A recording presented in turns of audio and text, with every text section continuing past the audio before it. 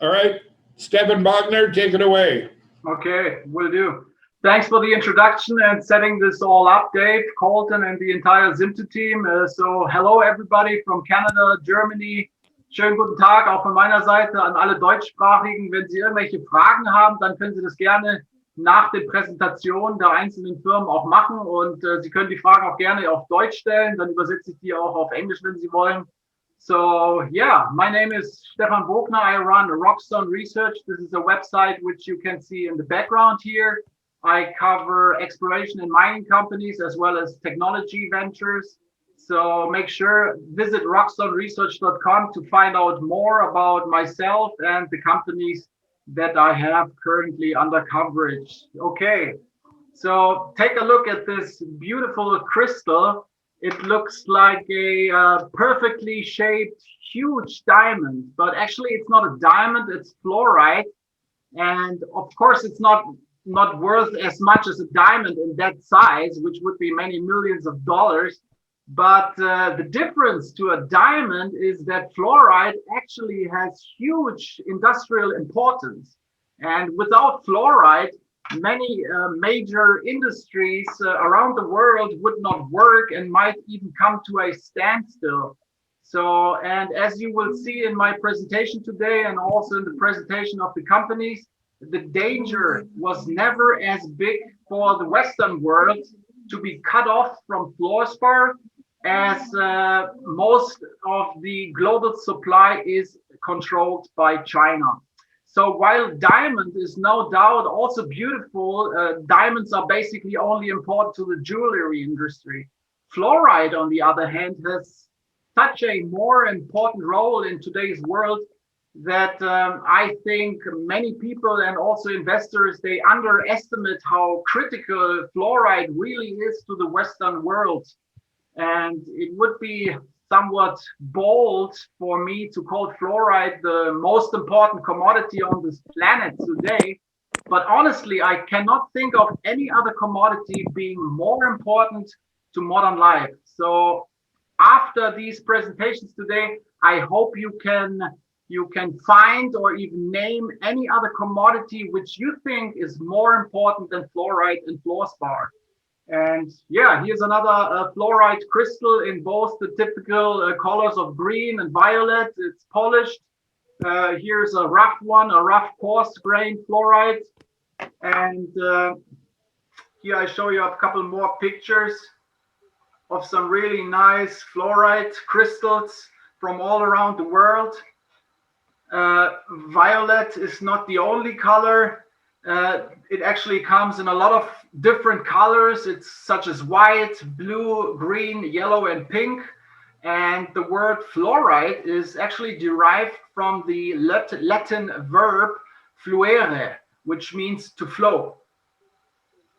So let's go with the flow and get started. Today's presentation is all about fluorspar, which is the industrial name for the mineral fluoride. And many of you probably have heard about this commodity before, but I think the reality is that not many investors know much about this industrial mineral, or they don't even follow it. And those who even took a brief look at the fluorspar market, they probably find it boring or too complicated, or even not as sexy as gold, silver, or any other shiny metal or commodity.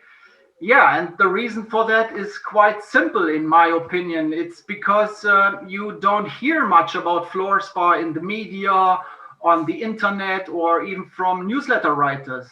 And the question is, why is that? So I think, or I even bet, it's because there are so very, very few publicly traded companies focused on fluorspar. And most of the fluorspar miners around the world, they are private companies. Most are from China, or they belong to multi-billion-dollar chemical and industrial companies. So why should an analyst or anybody else cover the fluorspar market? So there are not really many reasons to do so for an analyst or an investor if there are basically no primary fluorspar companies listed on stock exchanges in the Western world. So I'm all the more happy and excited that the executives of 3 publicly traded companies are with me here today, who are all more or less focused on Fluorspar. We have James Walker, it's the CEO of Ares Strategic Mining. It's trading on the TSX Venture Exchange under the symbol ARS and with a current market cap of 50 million Canadian dollars. Then we have Mike Hodge. He's the CEO of Saville Resources, which also trades on the TSX Venture Exchange, and the symbol is SRE with a current market cap of 4 million. And then we have Chris Grove, the president of Commerce Resources, also trades on the TSXV with the symbol CCE and a current market cap of 27 million Canadian. So all of these companies, they also trade in Germany and the US market.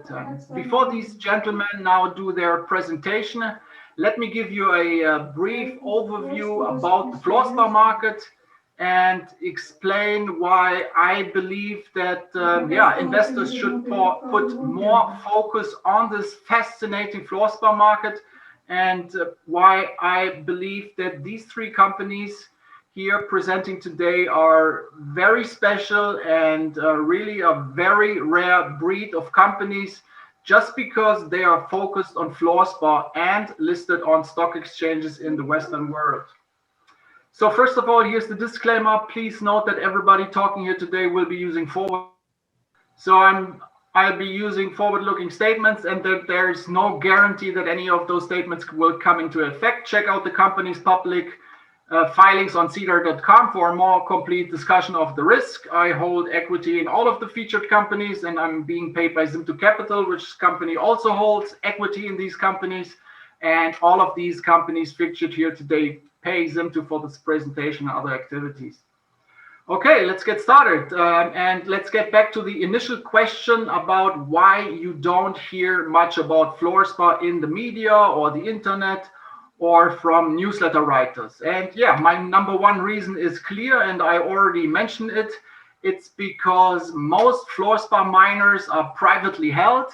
They are not on a Western stock exchange. They are mostly from China, or they belong to a multi-billion-dollar chemical or industrial company. So yeah, there's no real incentive for anybody to cover the market. Here you can see 2 recent market reports from some research houses. The one on the right, the report, it costs $2,900 for single users and $5,800 for a company. And they also give free teasers, which you can see here. But they only provide like a snapshot of the Fluorspar market, but no real data, no numbers, nothing. And here you can see a list of some industry players in the Fluorspar market. I checked them all out, and as you can see, most of them are private companies, and most of them are actually from China. And those few which are listed on stock exchanges, they belong to multi-billion-dollar chemical or industrial companies. So this is the other reason why you don't hear much about Fluorspar.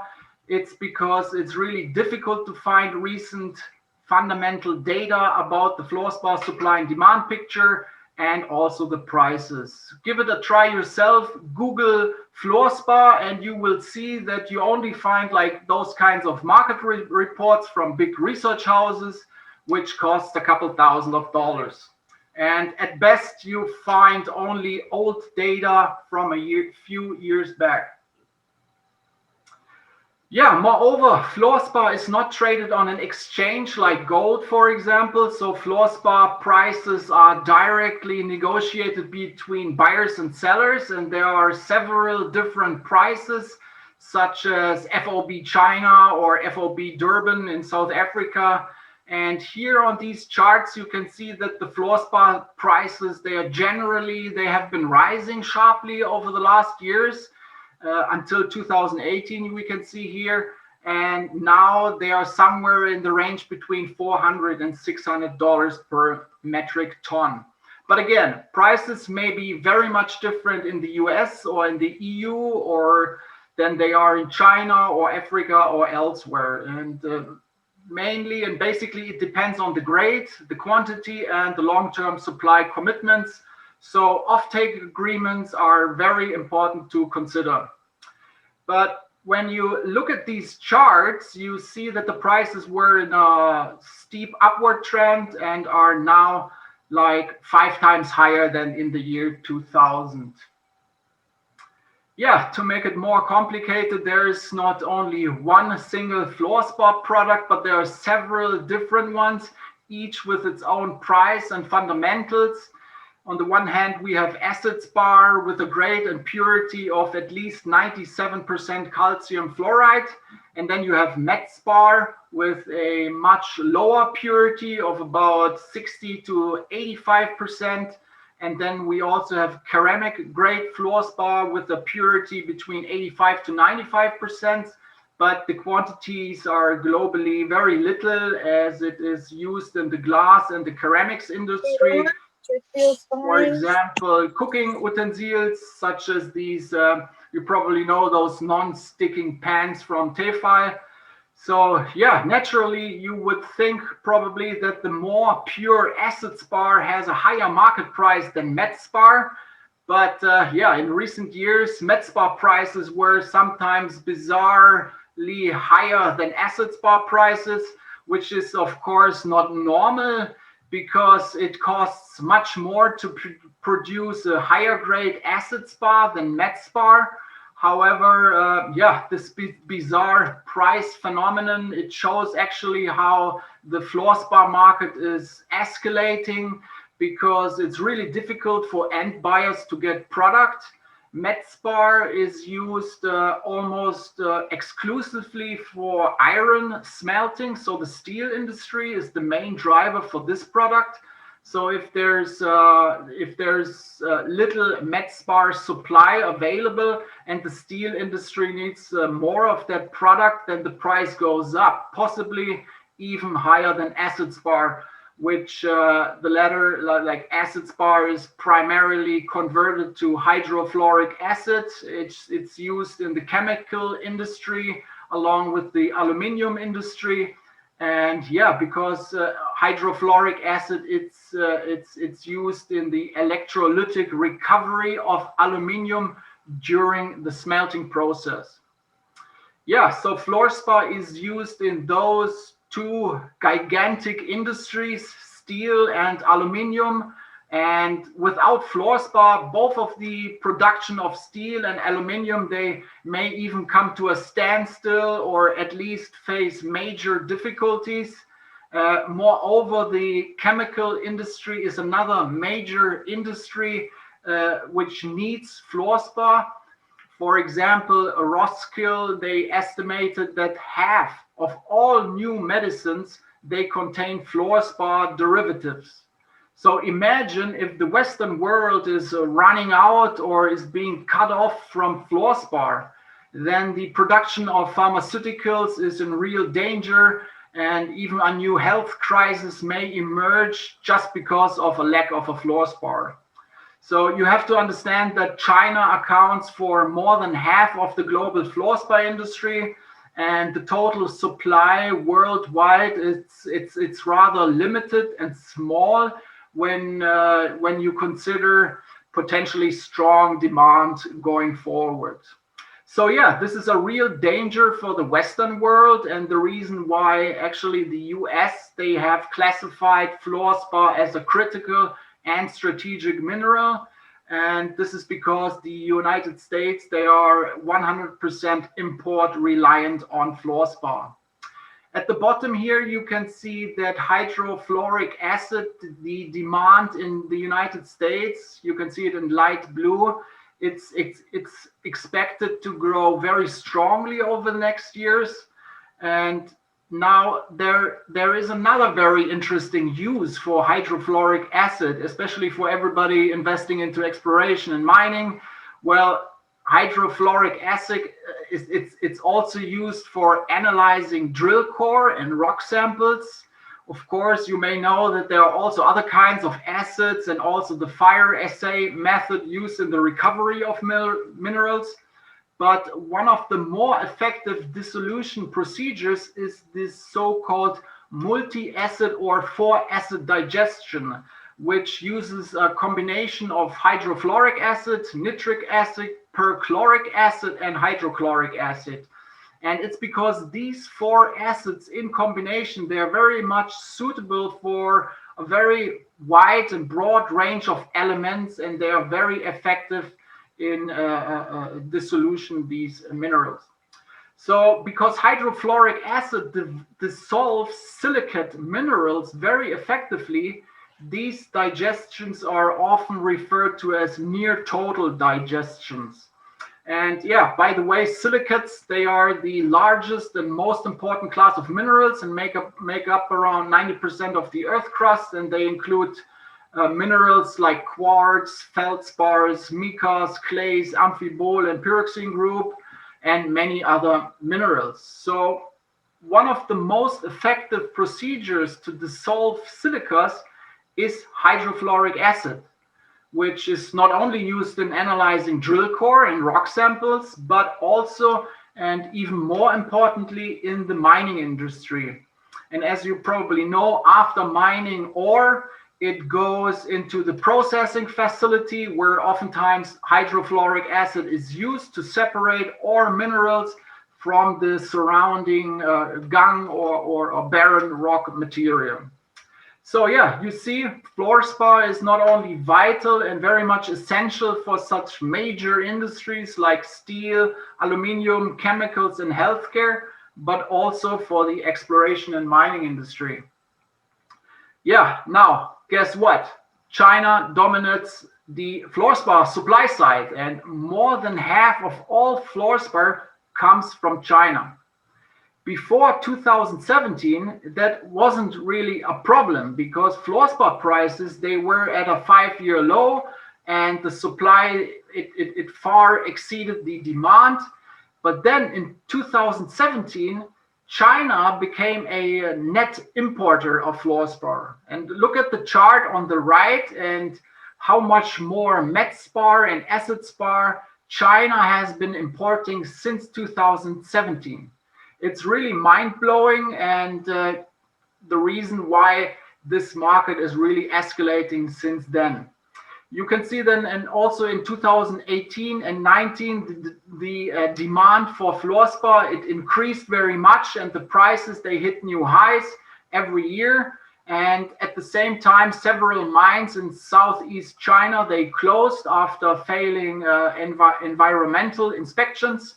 So since those supply disruptions in China, they hit the international markets, the fluorspar prices outside of China and also on those long-term contracts, they have recorded significant increases.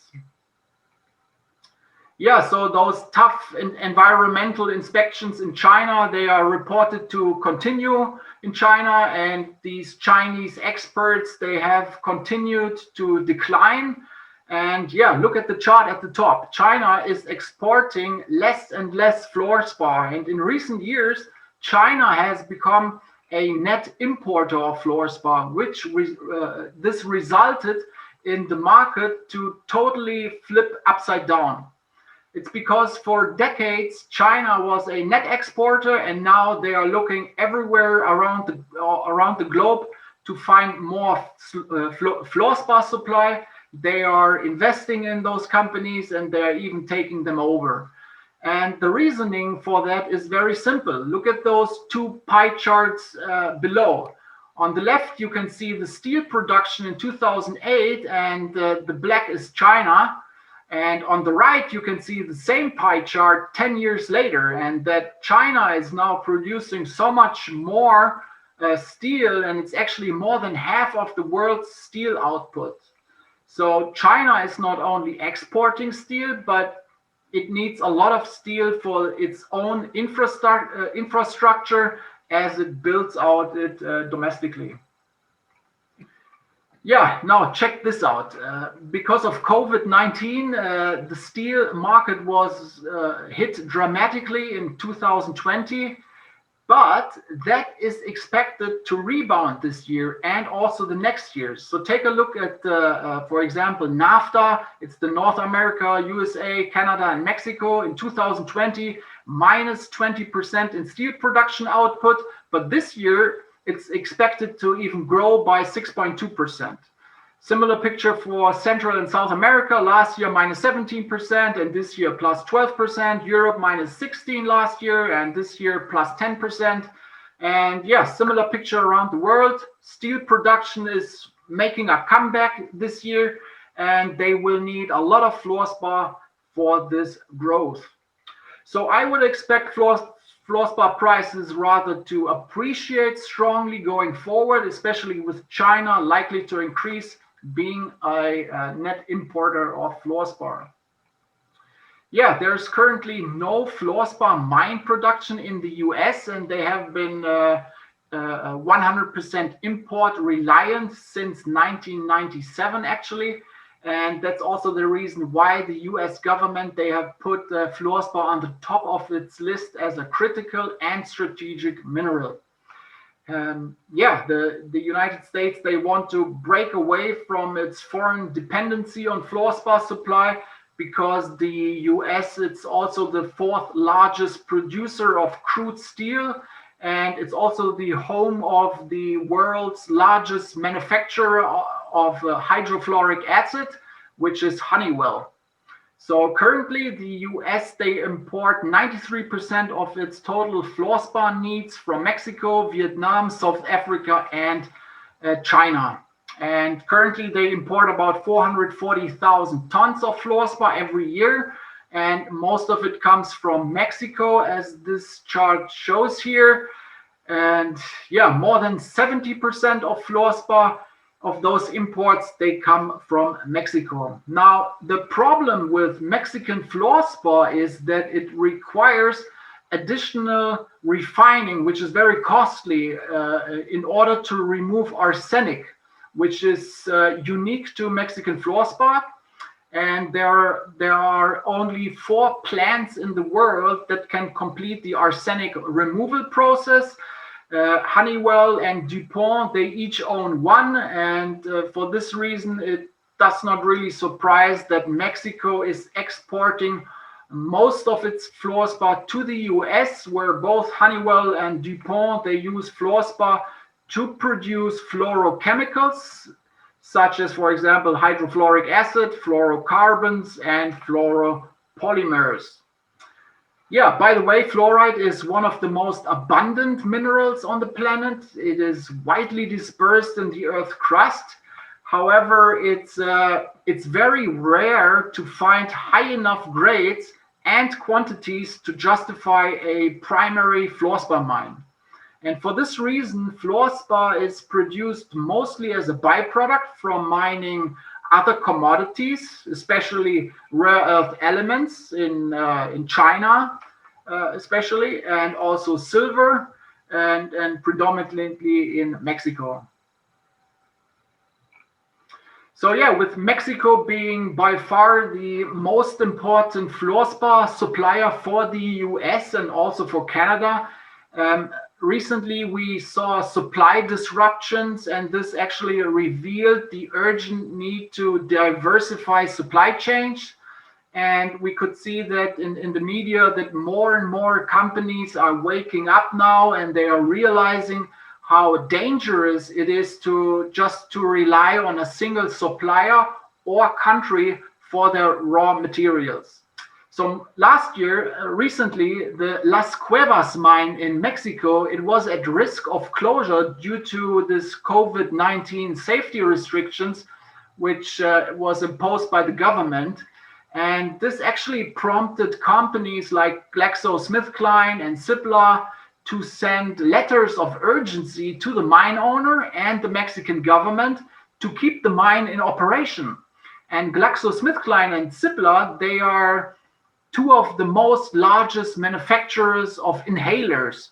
And inhalers are used by patients with respiratory diseases. And this happens to be the persons who are most at risk to catch actually COVID-19. And about 80% of the world's inhalers, they use fluorspar, which is mined at this Las Cuevas mine in Mexico, which is the largest fluorspar producer in the world, and it accounts for over 20% of global supply. And this mine, it's owned by Orbia. It's a Mexican chemical company with a plus or minus $3 billion market cap. And the president of Orbia's Fluorspar business, he said in this interview with El País newspaper, without the mineral, he's talking about Fluorspar, the medical supply chain is dead. Many of our customers are out of supply and we are receiving more orders because they are anticipating increased demand for COVID-19. So to make the matter worse for the United States, Orbia has a strategy, an evolving strategy to use more of its own fluorspar for downstream products such as hydrofluoric acids or aluminum fluoride. And this will actually result in lower fluorspar exports available for US companies such as Honeywell and DuPont. So while Orbia becomes more vertically integrated, there's a real danger for US customers that more and more fluorspar becomes unavailable to them. So here you can see how critically important fluorspar is to many large industries. Fluorspar is a highly valuable commodity with a global market value of around $3 billion US. However, fluorspar's true value lies in the multiple downstream levels that you can see here, and these downstream sectors, they can significantly uplift the whole market, and this downstream market is estimated at $112 billion US. So the fluorspar market in total, it's $100 billion market, and it's huge. And the importance of fluorspar to this industry is also very critical. So also in these sectors, fluorspar is oftentimes used. It's irreplaceable. It's a component that you cannot really look for alternatives. And in contrast to many other commodities, fluorspar cannot be recycled. So the only way to meet this rising demand globally is to continue mining. And that's actually where the problem lies, because it's very rare to find new fluorspar sources in the Western world. So here you see a free chart from one of those big research houses that I mentioned earlier, which sell fluorspar market reports for a couple $1,000. And they actually see a very strong growth in fluorspar demand in the next years. And note also that this forecast is from November 2020, so it's taking COVID into consideration. And this is the kind of growth of a relatively small market, supply market, that you want to be in if you can find actually a fluorspar company that you can invest in.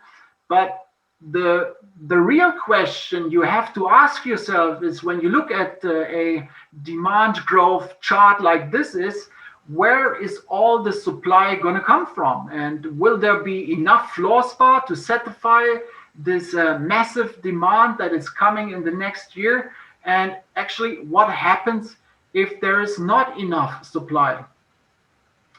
And I'm going to read you a quote from informet.com, and they were saying, depleting high quality fluorspar reserves, high costs of acid spar production, and likely continued pressure and perhaps further capacity reductions in China, combined with continuing demand for fluorspar in chemical, steel, and aluminum markets, mean that there is a case for alternative and new fluorspar sources to come online. Now, I want to add to that statement that if you can find new fluorspar sources, especially on the North American continent, outside of Mexico, then these companies really could have a very bright future ahead, potentially, of course.